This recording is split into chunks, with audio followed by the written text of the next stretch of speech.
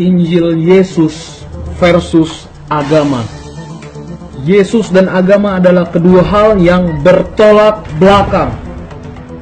Agama sudah merantai manusia selama ribuan tahun dengan segala aturannya. Namun Yesus membebaskan manusia dengan kasih. Di Taurat Perjanjian Lama, agama menjauhi orang-orang berpenyakit kusta, kelamin, dan lainnya. Namun Yesus merangkul orang sakit. Kasihnya menembus, mengatasi segala kejijikan. Yesus dibunuh, disalibkan atas dasar agama dan demi melancarkan agenda si iblis lewat sang ahli-ahli agama. Yang Tuhan inginkan dari manusia bukanlah sekedar memiliki agama, mempunyai gereja tertentu, namun Tuhan ingin kamu memiliki Dia. Sebab banyak orang beragama namun tidak bertuhan. Yesus tidak membawa agama apapun ke dunia. Agama hanya membawa pemisahan dan pengasingan, namun Yesus mempersatukan. Yesus penuh kasih, agama penuh keangkuhan. Agama memberi pemisahan terhadap orang berdosa, namun Yesus merangkul orang sakit dan berdosa. Yesus membawa lifestyle, gaya hidup kerajaan surga dengan cara berbelas kasihan di dalam Dia. Matius 9:13. Lewat agama manusia bisa menghakimi siapapun itu. Namun Yesus berkata jangan menghakimi. Sudah banyak perang dan pembunuhan terjadi atas nama suatu agama. Apakah Tuhan mengendaki ini? Apakah Tuhan ada di bawah semua peristiwa ini? Dan faktanya, Yesus tidak pernah memerintahkan kepada orang-orang agar menjadi seorang beragama Kristen. Yesus tidak menggunakan istilah Kristen dalam ajarannya. Istilah itu pertama kalinya diberikan kepada jemaat di Antioquia, dan itu sebagai sebutan olok-olokan kepada jemaat setempat. Yesus memerintahkan agar semua orang menjadi muridnya dan belajar langsung kepadanya. Agama tidak menyelamatkan, Yesus menyelamatkan. Agama memberikan rasa takut, Yesus memberikan kasih. Kita taat karena kita mengasihi Tuhan, bukan bertindak atas dasar rasa takut Tuhan akan marah, takut akan neraka. Namun kita taat dan takluk kepada kehendak Yesus karena kita telah sadar kita sudah dibebaskan, sudah dimerdekakan dari dosa. Yohanes 8 ayat 31-32, Yohanes 14 ayat 23. Orang-orang beragama mencoba untuk membuat Tuhan mengasihi mereka dengan amal ibadah mereka.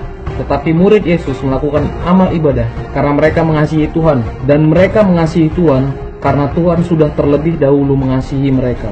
Yesus tidak pernah menakut-nakuti pengikutnya agar mau mengikuti Dia dan taat padanya. Namun Yesus meminta kita agar mengasihinya dan sesama manusia. Kita tergerak atas dasar rasa kasih, bukan rasa takut. Sebab dalam kasih yang sempurna melenyapkan ketakutan.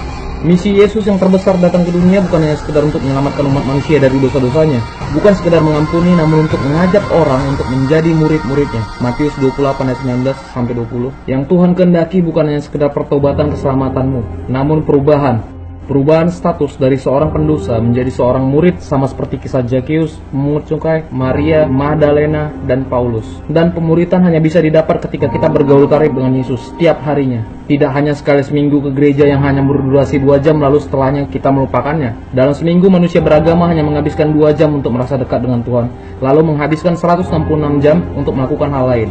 Itu tidaklah cukup, itu tidak akan membawa perubahan dan pertumbuhan roh kita.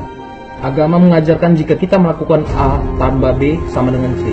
Jika kita melakukan A dan B, maka kita akan dapat C.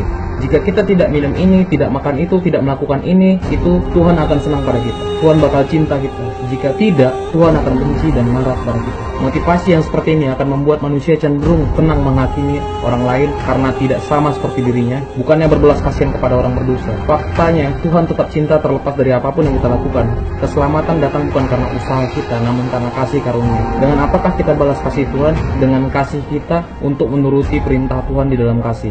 Tuhan tidak mengirim manusia ke neraka karena Tuhan membenci manusia, namun karena pilihan manusia itu sendiri. Tuhan itu kasih, itu sebabnya Tuhan memberikan manusia kehendak bebas untuk pilih surga atau neraka. Agama mengajarkan agar keinginan, impian kita tercapai, kita harus turuti perintah Tuhan agar mendapatkan sesuatu. Kebenaran ini tidak sepenuhnya benar, sebab Tuhan tidak pernah menjanjikan yang demikian di dalam Injil.